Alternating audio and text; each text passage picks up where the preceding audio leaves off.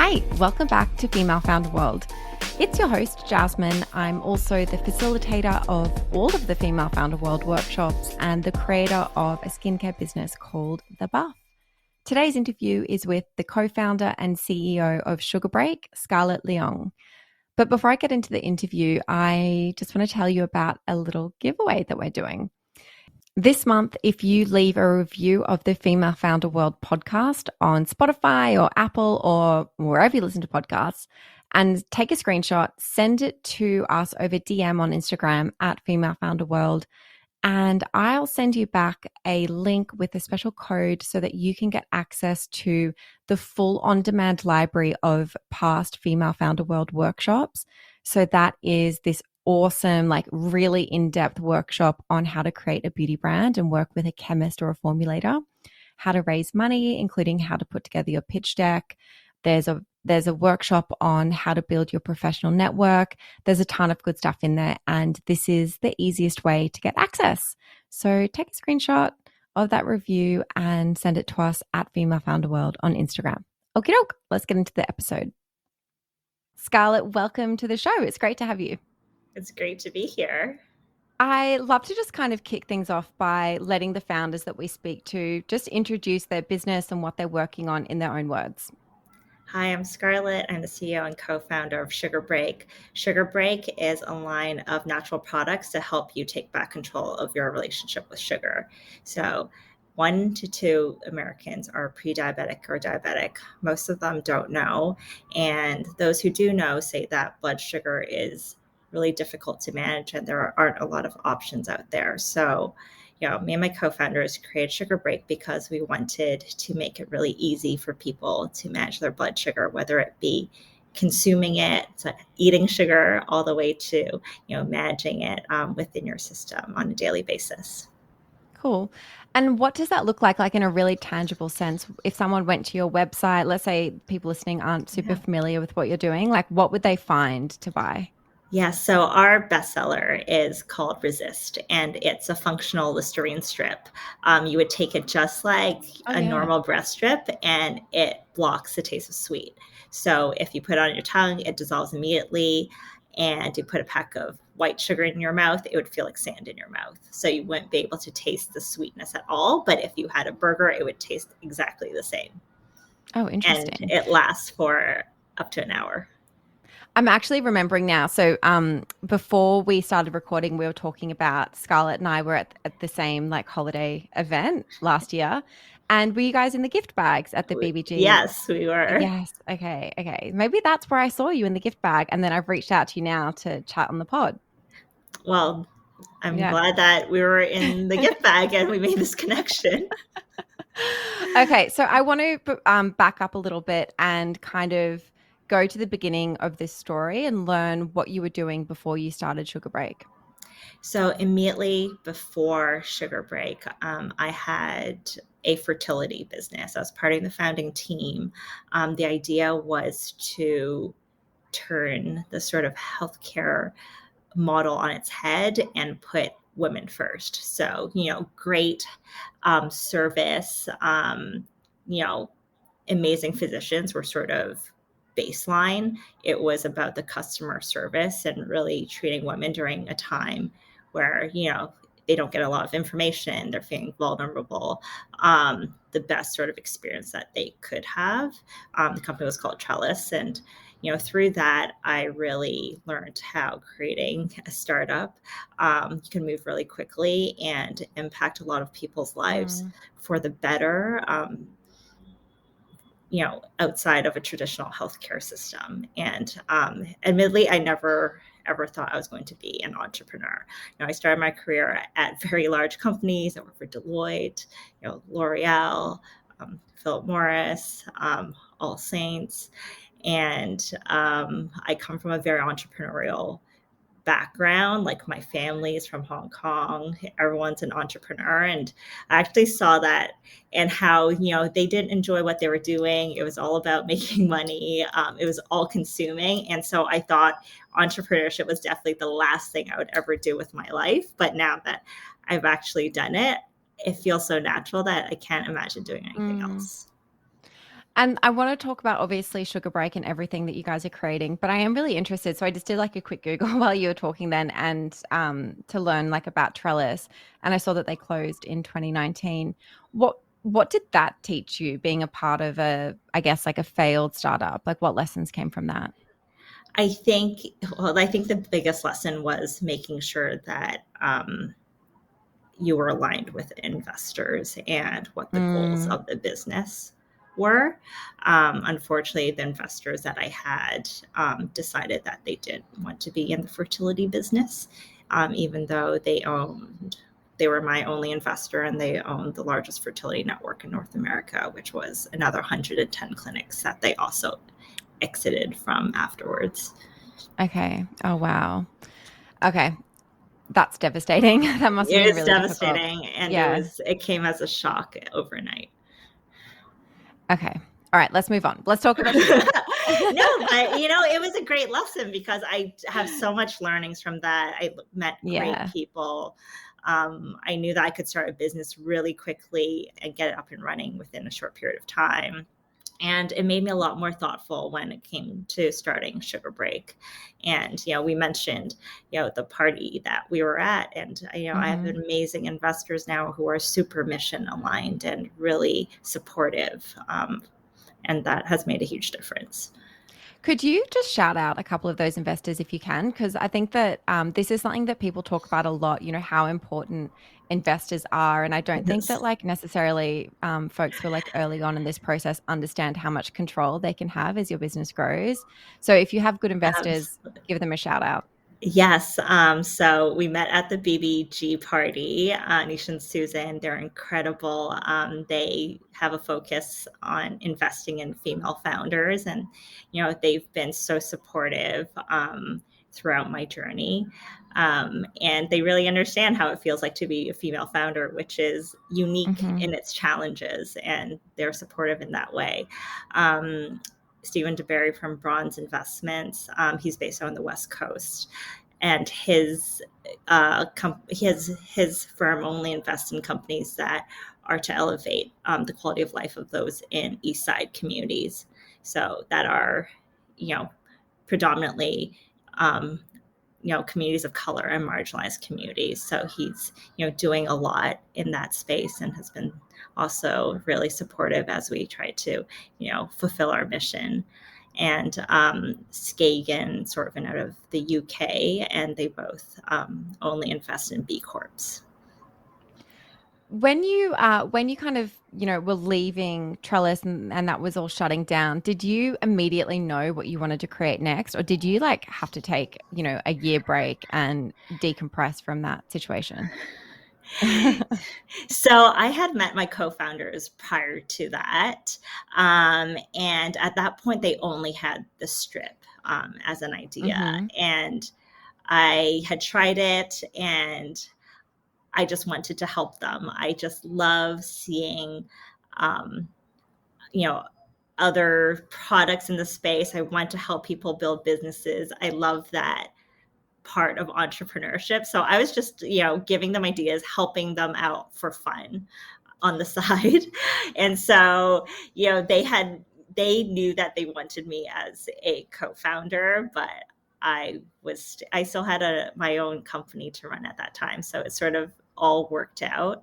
Um, and yes, it was hard when it all ended. And I think the hardest part was I had to call every single woman and let them know.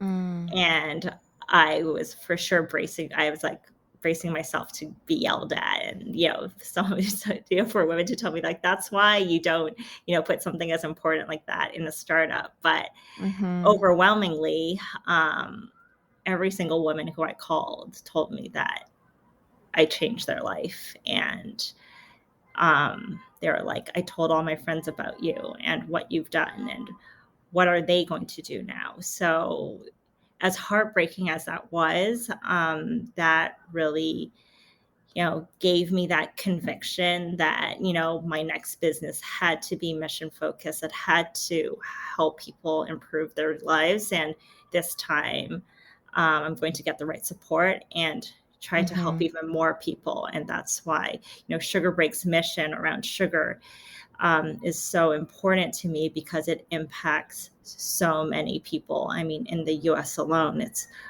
over 100 million people, let alone the rest of the world. Are you able to share any, obviously not confidential, but any milestones or insights to help people understand like how far along you are in kind of that business's growth trajectory at the moment? Yeah, so we had the joy of starting the business and fundraising during COVID. Awesome. And so our online business launched in September 2020. Okay. And one of those big milestones that, you know, I'm really proud of is that we went into all Target stores in April. And they committed to it even before I launched the business. Created an area just for us, a diabetes and diagnostic set outside their pharmacy area. So we were the first natural in OTC, and they really invested us and believed in the importance of blood sugar really, really early on, and even helped us think through and create a kids line. So we ended up Mm. having, 6 SKUs very shortly after launch. How did that all come about? Did somebody on your team have a connection or something there? Yes. So one of my co-founders, Adam Lowry, he started a Method Home Cleaning and also Uh-huh. Ripple Foods. So he had a connection within Target. So when we spoke to them, I had an amazing buyer who just really, really, truly believed in us and invested in us. So, they often, even in the best of circumstances, give you a test number of stores, but they went full chain with us right away, and a really prominent space, and allowed us to create great visual merchandising to create brand awareness.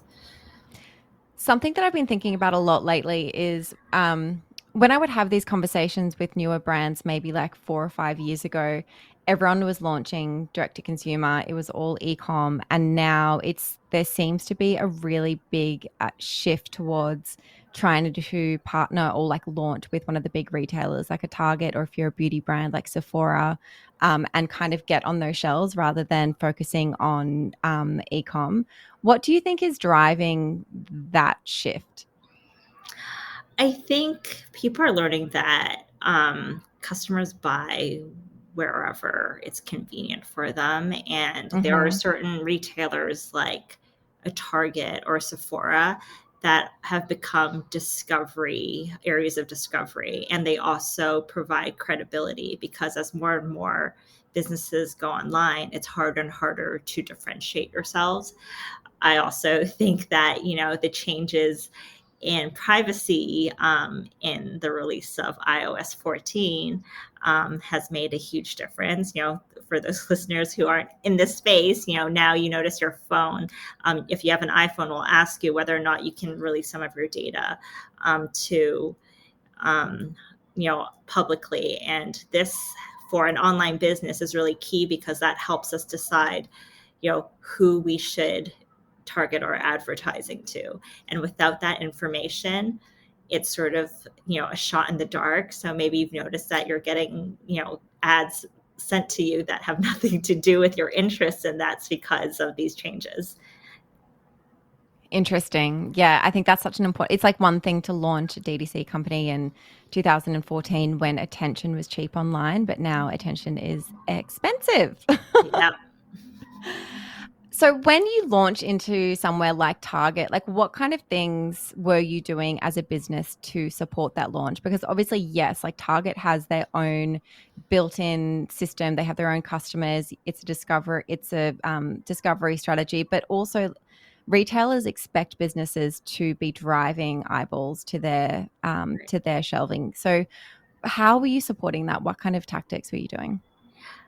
We still did, a lot of advertising online, but what we did was we partnered with influencers who were clinicians or had a healthcare background, which was really important, so they could speak to our brand, and have them spread the word and talk about it. So they had an audience that was aligned and was interested, and drive them into store.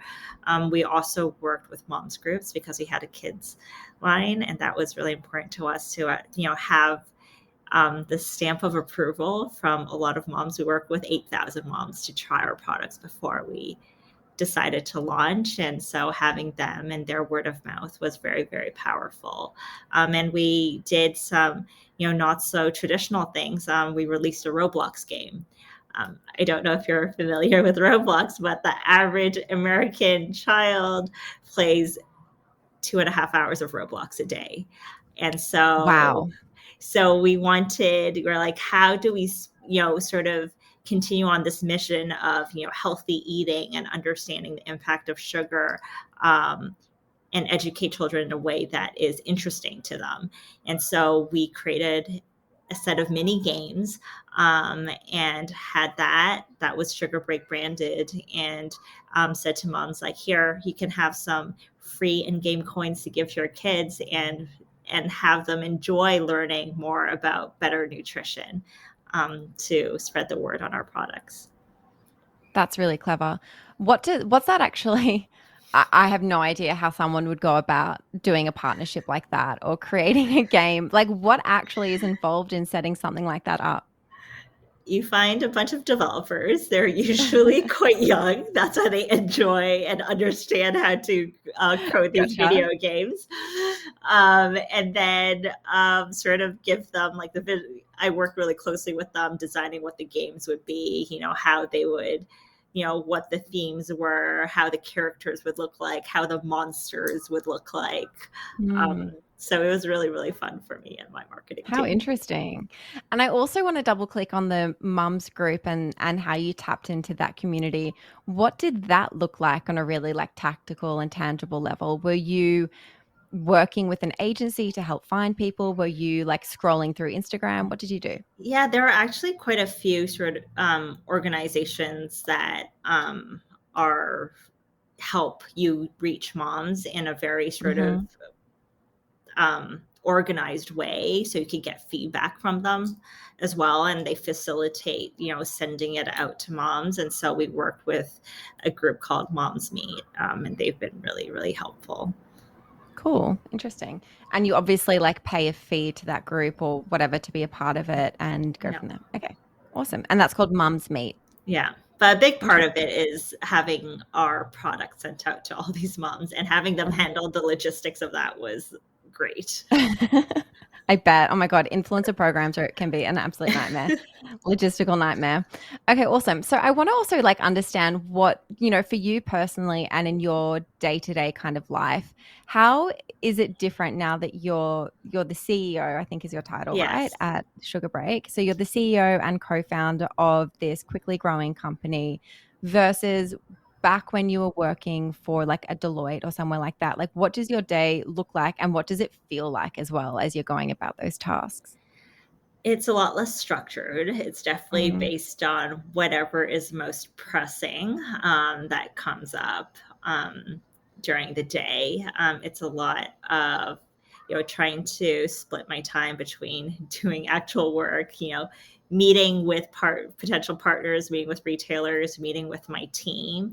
But I enjoy the creativity and the breadth of work that I can be involved in previous roles that I've had. I've been able to have a pretty wide breadth of responsibilities, but being able to actually, sort of design my job a little bit more here. And I think my favorite part is actually building the team and creating a culture Mm. that I really, really love, and knowing that my team enjoys coming to work every day. And that's, it's the favorite job that they've ever had. That brings me a lot of, joy and pride. And that's something that I wouldn't have been able to do in my previous jobs. That's awesome. How big is the team now? Excluding my co-founders, we have 7 people. Okay. What did that look like as the business grew? Like, how did you decide who came on first and in what role? Like, how did that kind of pan out? Yeah, I think it really depended on like the different roles and what I think made sense outsourced to an agency and required that level of expertise, or it didn't need full time versus what Mm-hmm. I needed full time. Thankfully, I've run businesses in the past and overseen quite a few departments, so I know what I need from each of them. Marketing and operations, one person on each side was one of like the first people I hired. And then with, the changes on the digital media landscape, I quickly brought my social team and community team in-house because I thought that, the product that we're talking about that we're creating is so unique. The needs of our community and customers are so unique that I wanted to have that voice um, with coming from within the company and really nurture that group of loyal customers that we, acquired in the very beginning. When you're hiring, those first people in marketing or operations, do you look at someone who is senior and a big hire who can drive like strategy and vision, or are you hiring operators that can execute on the vision that you have and your co-founders have?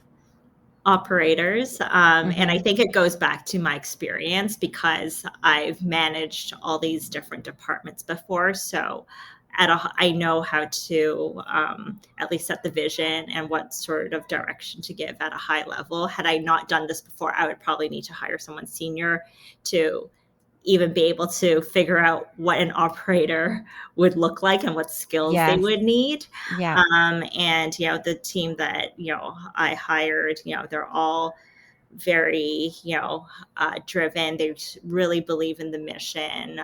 They love the impact that they can create within the business.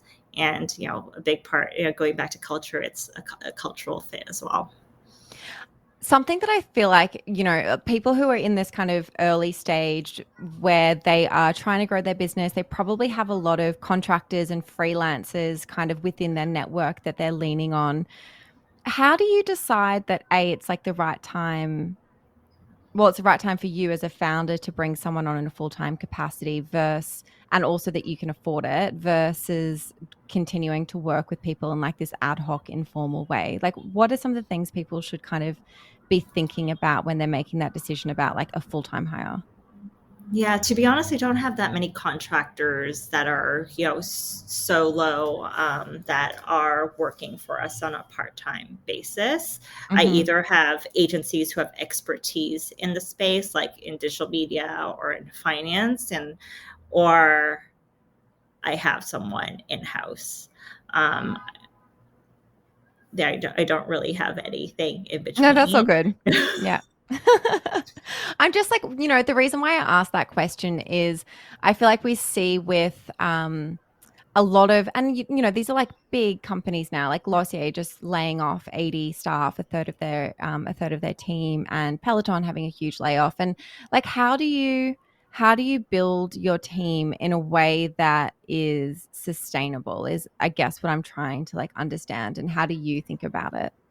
Yeah, I think, I'm definitely no HR expert, so I lean on sort of Mm, HR experts I know in my network, and to help me think through this. But it's the level of work and the sort of revenue that supports the headcount, and the sensitivity of that, and that's how I think about it. Because I think part of it is not meeting revenue expectations, then you can't support the payroll that you sort of built up, right? So I think it's being realistic. I know it's so hard being a founder because a lot of us are like that. We hold off, hold off, hold off on hiring, and we constantly have to make a choice between like, is this hire going to add to growth? And just because I'm like, penny wise, pound foolish, I've like pulled back on this. This is restricting my growth in order to save a little bit of money up front. And I think about that all the time. But I also know that I'm sort of the person that takes on so much that at the point when I think I need someone, I probably should have had someone a while back. I want to like switch gears just a little and talk about like back to some marketing kind of things. Like how now that you've been around for what, like a year and a half, is that right? Yeah. How are most people hearing about Sugar Break? Is it through your is it through Target? Is it through social media, word of mouth? Like where do you think most people are kind of discovering you? I think it's a mix. I don't, there isn't a sort of top referral in the past year because we've constantly pivoted, so it keeps on changing. Yeah. But when we have press hits during, it sort of dominates, and that's during that period. That's when most people hear about us. We obviously have an always on sort of digital media strategy. We do a lot of advertising in video games. Mm-hmm. And so that's actually a great source for us to for people to hear about us. Same with referrals from other, doing giveaways with other like-minded brands and doing partnerships there. And then, I think a big chunk of it is retail because you can't really beat the sort of brand awareness and presence when you're in every single Target store. Yeah. And then the last thing that I ask everyone who comes on the show is just to share a resource, and it could be a podcast that you listen to, a book, a community that you're part of, an agency that you recommend for something that's been driving growth, just something that you think other kind of founders would be interested to learn about. Yeah, so I recently started reading this book called The Genius Habit by Laura Garnett, and that was actually introduced to me through my investors at BBG. And she's an expert in helping you find your genius. So, what are you really, really good at? How do you optimize that in your work, in your mission to make you really enjoy your job and excel, and also uncover things in your past that are holding you back? And I've found it incredibly helpful. The Genius Habit. Okay, we'll link to that in the show notes as well in case anyone wants to download it. And actually, like I do have one more question. I keep like in my head thinking about this video game advertising piece that you're doing because you're one of the few people that I've like heard kind of mention that as a strategy. I spoke with someone who's in the kind of like fashion space, and they were doing like influencer and PR work within the gaming space, which I thought was really interesting. But I wanted to chat about like some more of your learnings around this. Like, is there anything else you can share about like why that's working compared to some other channels, or, who you need to partner with to kind of do this? I think it's because, it's during COVID, we're spending more and more time Mm, at home and more time on our phones. And so that sort of entertainment aspect of anything that people do at home is a great channel for for advertising. interesting. Okay. Awesome. Thank you so much, Scarlett. That was really great advice, and thanks so much for sharing your story. And congratulations on everything you Thank guys have done you. so far. Thank you.